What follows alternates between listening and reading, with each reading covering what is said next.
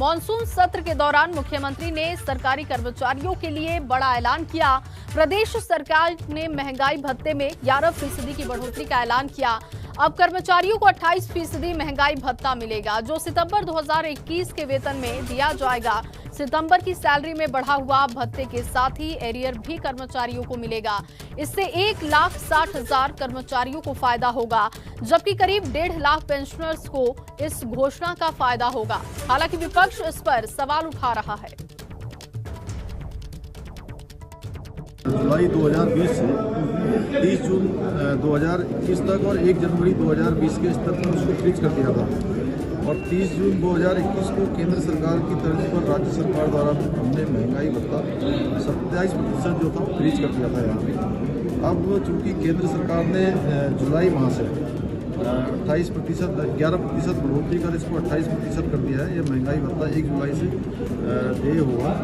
उसी के क्रम में राज्य सरकार ने भी निर्णय लिया है कि हम जो है 11% बढ़ाते हुए 28% करेंगे। कोई ऐसी घोषणा नहीं, आप इस घोषणा को लेकर के जो है दिग्भ्रमित मत होइए। ये तो केंद्र सरकार ने महंगाई भत्ता बढ़ाया है, तदनुसार राज्य सरकार को भी करना है, तो उसी परिप्रेक्ष्य में यहाँ पर क्या है। वहीं सदन के अंदर पुलिस कर्मियों के ग्रेड पे से जुड़ा हुआ मसला भी उठा, जिस पर सरकार की तरफ से गठित उप समिति के अध्यक्ष कैबिनेट मंत्री सुबोध उनियाल ने जवाब दिया। उप समिति ने अपनी रिपोर्ट फाइनल कर दी है, मगर विपक्ष इस पर भी सवाल उठा रहा है। द्वारा स्वयं ही उस मुद्दे को जो है मंत्रिमंडल में मैं लाया था चर्चा के लिए, और उस पर हमने उप समिति बना रखी है, वो काम कर रही है और सकारात्मक रूप से हम उस पर काम। ग्रेड पे का जो मामला है वो बड़े लंबे समय से चल रहा है। सत्ता पक्ष के कई विधायकों ने भी सरकार को पत्र लिख करके ये कहा कि पुलिस ग्रेड पे में जो भिन्नता है इसको ठीक किया जाए, और सरकार द्वारा भी समिति का गठन किया गया मंत्रिपरिषद की, वो भी अपनी रिकमेंडेशन देगी शायद संभवतः। लेकिन आज हम समझते थे कि नेता सदन जो है सदन के अंदर बैठे हुए हैं, वो निश्चित रूप से पुलिस के ग्रेड पे की जो बात है उसके परिप्रेक्ष्य में कोई घोषणा करेंगे, लेकिन खाली हाथ हम रहे। और जिस तरीके से सदन के अंदर पुलिस ग्रेड पे को लेकर के सत्ता पक्ष के लोग सीरियस नहीं थे, ये बड़ा गंभीर विषय है। मॉनसून सत्र के दौरान धारचूला के कांग्रेस विधायक हरीश धामी ने अपने क्षेत्र के इंटरनेट मोबाइल कनेक्टिविटी का मुद्दा उठाया था। इस पर सरकार ने जल्द ही समाधान का भरोसा दिया। मोबाइल इंटरनेट कनेक्टिविटी को लेकर विधायक हरीश धामी ने उत्तराखंड से राज्यसभा सांसद अनिल बलूनी से भी बात की। अनिल बलूनी ने विधायक को आश्वस्त किया कि उनके क्षेत्र में इंटरनेट कनेक्टिविटी को शुरू कर दिया जाएगा। इससे पहले सांसद अनिल बलूनी ने उत्तर प्रदेश और उत्तराखंड की सीमा के बीच मोहंड क्षेत्र में मोबाइल कनेक्टिविटी को लेकर टावर लगाने की बातचीत की थी। बलूनी जी ने जो यहाँ पे मोहे वाला इस वाले से क्षेत्र में जो ये डाट एरिया है, वहाँ पर लोगों की परेशानी को देखते हुए टावर सैंक्शन की, और मैंने कल उनसे भी वार्ता की और उन्होंने मुझे आश्वासन दिया कि आप जो भी जिन क्षेत्रों में टावर से वंचित हैं, आप मेरे को प्रस्ताव दीजिए, मैं लगवाने का काम करेंगे। तो निश्चित तौर पर जो व्यक्ति काम करता था उसका धन्यवाद करने में या उसकी तारीफ करने में कहीं से कहीं परहेज नहीं करना चाहिए। राजनीतिक देखो पार्टी मतभेद हो सकता है, लेकिन मनभेद नहीं होना चाहिए। उधर विपक्ष आरोप लगा रहा है कि सदन के अंदर उनकी आवाज को दबाने की कोशिश की जा रही है।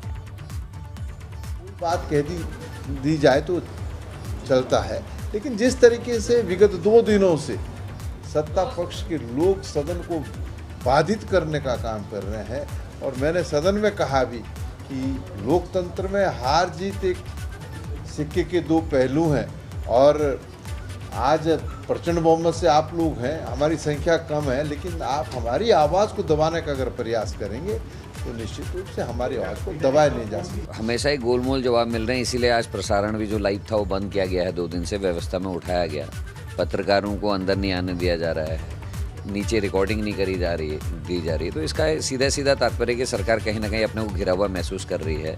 मेरा आरोप है कि ये राशि 29 अरब 10 करोड़ रुपए ये किसी न किसी सूरत से व्यापारियों को लाभ पहुंचाने के लिए सरकार प्रयोग करेगी, जिसका काश्तकार से कोई लेना देना नहीं है।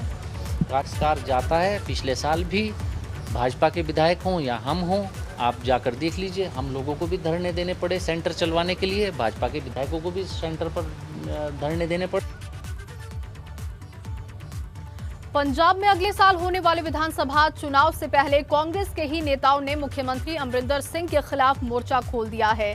पंजाब कांग्रेस के 4 मंत्री और 3 विधायक देहरादून पहुंचे और पंजाब के प्रभारी हरीश रावत से उन्होंने मुलाकात की। बताया जा रहा है कि ये नेता अमरिंदर सिंह की शिकायत लेकर पहुंचे थे। एक निजी होटल में काफी देर तक वार्ता हुई। हालांकि रावत ने साफ किया कि पंजाब में मुख्यमंत्री पद पर कोई बदलाव नहीं होगा और आगामी विधानसभा चुनाव मुख्यमंत्री अमरिंदर सिंह के ही नेतृत्व में लड़ा जाएगा।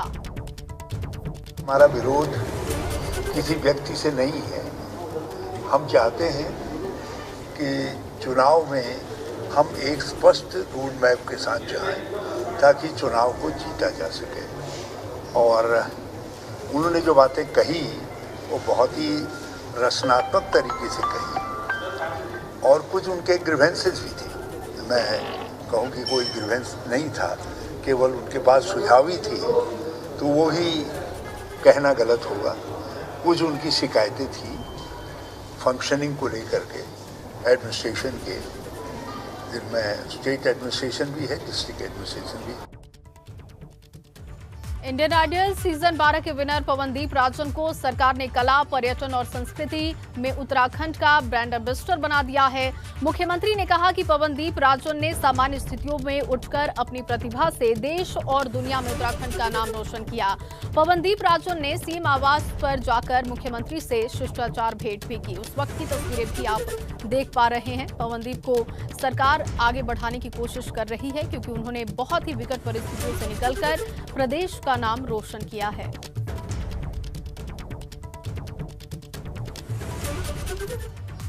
और अब आपको पवनदीप के बारे में कुछ और जानकारी देते हैं। पवनदीप को म्यूजिक विरासत में मिला। उन्हें उनके पिता सुरेश राजन और ताऊ सतीश राजन ने बचपन में ही म्यूजिक सिखाया। उनके दादा रति राजन ने भी अपने समय के प्रसिद्ध लोक गायक थे। पवनदीप राजन उत्तराखंड के चंपावत के रहने वाले हैं। उनके पापा सुरेश राजन कुमाऊं के मशहूर सिंगर हैं। पवनदीप राजन की नानी भी फोक सिंगर थी और इसीलिए पवनदीप को सिंगिंग विरासत में मिली है। साल 2015 में पवनदीप राजन ने reality show the voice of India season 1 भी जीता और उसी से उनके म्यूजिक करियर की शुरुआत हुई थी। और अब बात पौड़ी की करेंगे। पौड़ी में बस स्टैंड के पास आग की चपेट में आने से एक रेस्टोरेंट और एक बुक स्टेशनरी शॉप जलकर खाक हो गई है। हादसे की वजह शॉर्ट सर्किट बताई जा रही है। यह हादसा इतना भयंकर था कि पल भर रेस्टोरेंट और बुक स्टेशनरी में रखा सारा सामान जलकर खाक हो गया। तस्वीरें आप देख पा रहे हैं। मोबाइल में फ़ोन किया गया कि आपके वहाँ आग लगी है, आप तुरंत आइए। एकदम से आया एक्शन लेते हुए हमने फ़ोन किया फायर ब्रिगेड को। अगर वो लोग टाइम से आते हैं तो क्या पता इतनी बड़ी दुर्घटना नहीं हो। और चलिए इस बीच आपको बड़ी खबर बता दें। धारचूला में भूस्खलन से 20 मकानों पर खतरा। बड़ी खबर इस वक्त आपको दे रहे हैं। टनकपुर तवा घाट नेशनल हाईवे पर भी खतरा है। भूस्खलन की वजह से हाईवे पर खतरा है। दहशत के साए में सफर कर रहे हैं लोग। ये तस्वीरें आप देख पा रहे हैं। भूस्खलन की वजह से हाईवे पर भी खतरा है और राहगीरों के ऊपर मलबा गिरने की आशंका है। कभी भी कोई बड़ा हादसा हो सकता है। दहशत के साए में यहां पर लोग सफर कर रहे हैं। लोग डरे हुए हैं।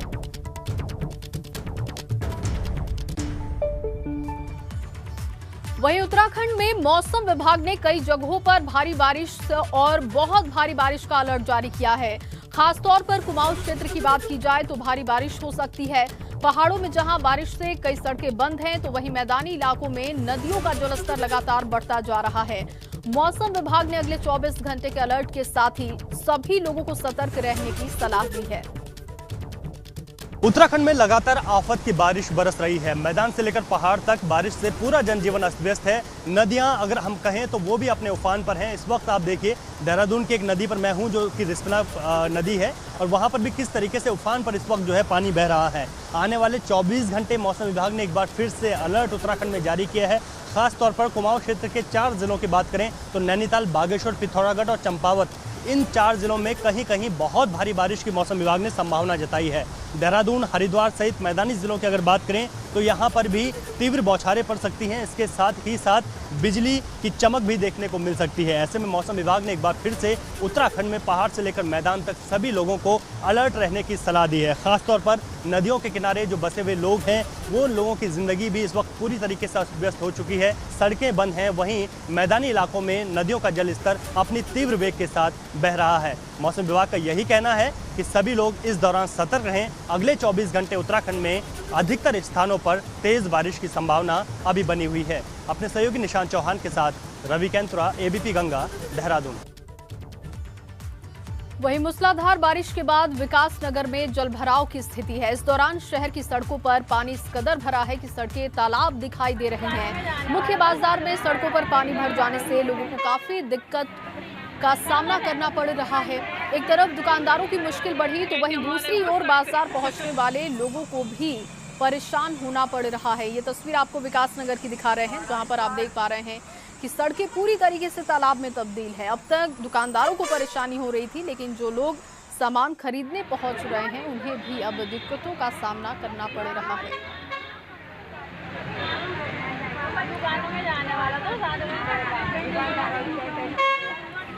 तो आप देख पा रहे हैं कि सड़कों पर किस तरह से पानी भरा हुआ है। पानी के बीच से गाड़ियां रेंग रेंग कर गुजर रही हैं। सड़कें किनारे जो लोग खड़े हैं, रेहड़ी के पहिए पूरी तरीके से पानी में डूब चुके हैं। लोगों की तस्वीर आप देख रहे हैं कि कैसे लोग घुटने तक पानी जमा है और उससे पार करके सामान खरीद रहे हैं। तो वहीं दुकानों के बाहर भी पानी भरा हुआ है। दूसरी तस्वीर, अलग अलग तस्वीरें हम आपको दिखा रहे हैं, जिसमें आप देख पा रहे हैं कि पानी सड़कों पर पूरी तरीके से लबालब भरा हुआ है। कुछ दुकानों के तो अंदर तक पानी पहुंच चुका है, तो वहीं दुकानों के बाहर खड़े वाहनों के पहिए पानी में डूबे हुए दिखाई दे रहे हैं। और ये नगर निगम के दावों की पोल खोलती हुई भी तस्वीर है। दो तस्वीरें इस वक्त आपकी टीवी स्क्रीन पर। एक तरफ जब दावे किए जाते हैं प्री मानसून की तैयारियों के, और उसके बाद हकीकत क्या है जमीन पर, वो आप देख पा रहे हैं इन तस्वीरों में। अब आपको राजधानी देहरादून की भी तस्वीर दिखाते हैं। बारिश की वजह से राजधानी की सड़कें तालाब की तरह दिखाई दे रही हैं। बारिश की वजह से सड़कों पर पानी इस कदर जमा हुआ है कि यहाँ कोई जैसे लग रहा है कि नदी बह रही हो। बारिश ने नगर निगम की जल निकासी के लिए किए जाने वाले खोखले दावों की पोल खोलकर रख दी है। तो ये तस्वीर आप देहरादून की देख रहे हैं। राजधानी की स्थिति अगर ऐसी है तो आप अंदाजा लगा सकते हैं कि बाकी जगहों पर इस वक्त स्थिति क्या है उत्तराखंड में। हालांकि हर तरफ पानी ही पानी है और प्रशासन के दावों की पोल खुल गई है। उधर सीएम पुष्कर सिंह धामी ने संतला देवी मंदिर के इलाके में बारिश से हुए नुकसान का भी जायजा लिया। बारिश की वजह से कई जगहों पर मलबा आ चुका है, जिस वजह से लोगों को आवाजाही में परेशानी हो रही है।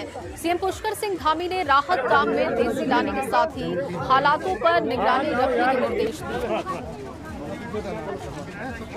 क्योंकि इसकी एक योजना बननी है, वन विभाग के कारण से इस योजना में कुछ विलम्ब हुआ है। हमने कहा है कि आगे से जो है इस प्रकार की जो ऊपर का काफ़ी पानी तेज़ी से आता है, इसलिए इसकी एक जो है दीर्घकालिक योजना बनाई जाए। उसके लिए मैंने डीएम को बता दिया, वो योजना बनाएंगे।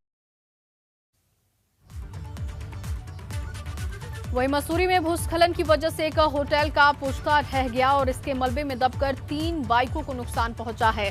भूस्खलन की चपेट में एक बड़ा पेड़ भी आ गया जो कभी भी गिर सकता है। इस इलाके में सीनियर रिटायर्ड आईएएस ऑफिसर भी रहते हैं। उस इलाके की तस्वीर आप देख पा रहे हैं। मलबे में दबकर 3 बाइकें क्षतिग्रस्त हो गई। स्थिति ये है कि यहाँ पर कभी भी मलबा नीचे की तरफ दरक सकता है और कोई बड़ा हादसा भी हो सकता है। खबर हल्द्वानी से है। हल्द्वानी में पुलिस ने 5000 के इनामी बदमाश को गिरफ्तार किया। ये बदमाश यूपी के फिरोजाबाद का रहने वाला है। इनामी बदमाश आसिफ हल्द्वानी के कई मामलों में फरार चल रहा था। उधर रुद्रपुर में भी पुलिस ने कार चालक को बंधक बनाकर लूट करने वाले मुख्य आरोपी को गिरफ्तार किया है। इसने जून 2021 में उत्तर प्रदेश से उत्तराखंड आए युवक के साथ 3 बदमाशों ने बंधक बनाकर लूट की घटना को अंजाम दिया था। तो 2 मामलों में गिरफ्तारी की गई है। इनामी बदमाश की गिरफ्तारी की गई, तो वहीं दूसरी तरफ लूट का आरोपी भी गिरफ्तार किया गया। पिथौरागढ़ में एक निजी अस्पताल से संदिग्ध हालत में युवक की मौत की खबर है, मगर युवक के परिजनों ने युवक की पत्नी पर हत्या का आरोप लगाया है। मृतक के परिजनों और ग्रामीण ने शव को कोतवाली के बाहर सड़क पर रखकर जाम कर दिया। पुलिस की ओर से मृतक की मां की तहरीर पर पत्नी के खिलाफ मुकदमा दर्ज किया गया है। मेरा एक ही बेटा था, मैं क्या करूं? मैं कैसे अपने बच्चे को पालूं? एक ही बेटी है मेरी, मैं कैसे जीऊं और कैसे मैं क्या करूं? आप मुझे बताइए, मैं क्या करूं? ना आदमी है ना मेरा आगे पीछे कोई नहीं है, मैं कैसे पालूं? वहीं मुजफ्फरनगर में 5 सितंबर को होने वाली महापंचायत को लेकर रुड़की में तैयारियां चल रही हैं। इस महापंचायत में हरिद्वार जिले से भी हजारों की संख्या में किसान शामिल होंगे। किसान नेताओं का कहना है कि उनकी तरफ से महापंचायत में शामिल होने के लिए तैयारी पूरी कर ली गई है। तो 5 तारीख को जो हमारी ऐतिहासिक पंचायत उधर हरिद्वार के बहादुराबाद में भी भारतीय किसान यूनियन से जुड़े किसान धरने पर बैठे हुए हैं। इनके धरने को 82 दिन पूरे हो चुके हैं। किसानों का कहना है कि जब तक सरकार इनकी मांगे नहीं मान लेती तब तक ये धरना चलता रहेगा।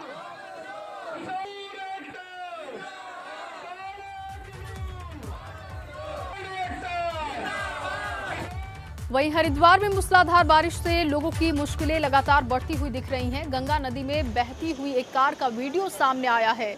हरियाणा नंबर की ये कार है। जिस किसी ने भी गंगा के बीचों बीच इस कार को तैरते हुए देखा वो हैरान रह गया। ये तस्वीर हरिद्वार की है।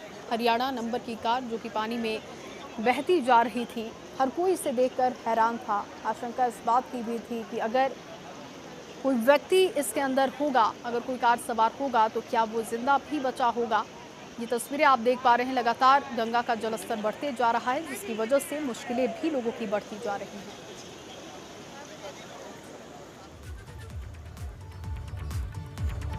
वहीं जोशीमठ में मलारी नेशनल हाईवे बंद होने से लोगों के सामने जरूरी चीजों का संकट खड़ा हो गया है। इसी को लेकर ब्लॉक प्रमुख 3 दिन से आमरण अनशन पर हैं। उनका कहना है कि एक तरफ हाईवे बंद होने की वजह से इलाकों में आवाजाही ठप है, तो वहीं बिजली, स्वास्थ्य समेत दूसरी सुविधाएं भी नहीं मिल पा रही।